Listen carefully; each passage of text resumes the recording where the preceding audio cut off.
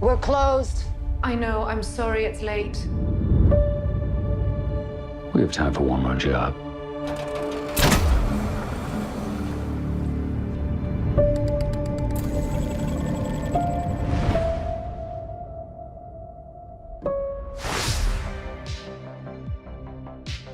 For me, the first thing that I fell in love with was that May was portrayed in so many different ways because she has to play so many different roles. She's portrayed through other people's ideas of her, and seeing May through Hugh's characters and through Cliff's character, etc., they're all different characteristics of herself. So sitting down and talking to Lisa is all about who is she? What is her true identity? And when does she let things slip through the cracks?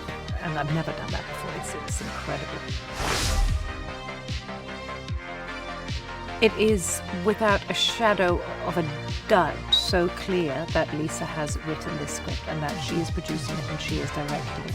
And she does it with modesty towards everyone else. There is no hierarchy in that sense. But if you need to know and understand something, there is no other person to go to than Lisa. Because not only is she on top of the writing and the camera shot, she knows every musical aspect, the rhythm of something. She knows that this "and" that I actually cut when I was talking needed to link into the third dialogue sequence that Cliff's character was saying whilst the camera passed something else. And she has it all in her head. One of my favorite moments being a part of this film is when I arrived and I walked into the costume department. And I was worried that everything that I think is going to be torn down and rugged and European and dirty is going to be beautiful and incredible. And it wasn't. It was dirty, and Lisa had really respected the reality. She allowed the narrative of the story to actually shine through in everything, in every detail. When Hugh and I did our scenes in The Greatest Showman, there was such instant friendship and connection and simplicity in our connection. We were like a cogwheel, I think. Nothing uncomfortable, automatic boundaries. And when you find that without needing words, the space within you, within you can move, it's such a freedom, which means a role like this. And I talked a lot to Lisa about it. And I said, I want to go places I haven't been before. I want to be able to go to those broken moments, to those shades, to the cracks. And there is no other person who I have worked with who I would feel so comfortable and to let me, and who I would hopefully feel the same about me, let him get there as well. Don't go down his path. Stay here in this life.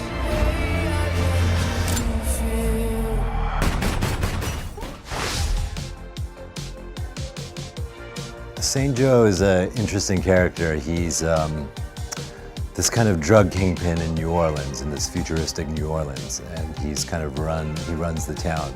He comes from a complicated background. There was kind of a civil war that happened, and he was interned.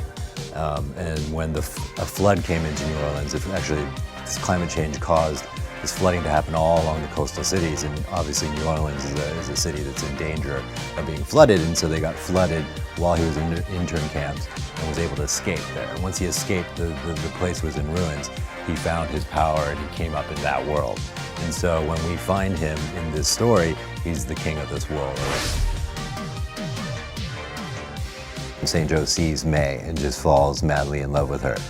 And it's through this one stage performance she does in my club. So there's a moment where it's just a kind of a love at first sight moment. So I'm preparing and building all this reasoning and all this stuff for it. But then once I saw Rebecca perform it, I was like, oh, I didn't throw away all that homework, because she just did it so amazing that I was just mesmerized and I almost didn't have to act. And I think those are the best moments, when you really don't have to act because everyone's giving so much.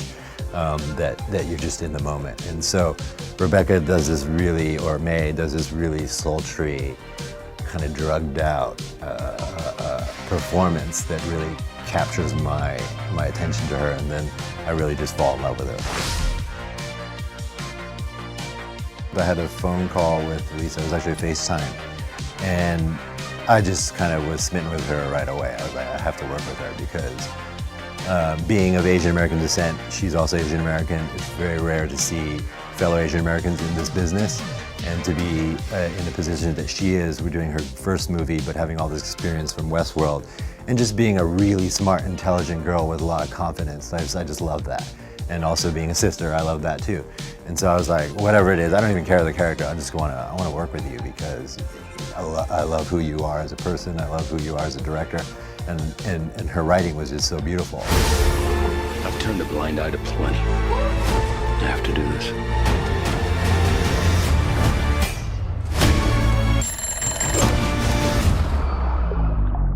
That machine of yours, how close can you get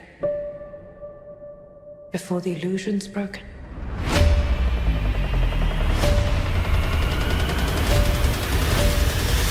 别忘了订阅我们的频道，打开小铃铛就不会错过任何精彩内容，随时上架。我们下回再见。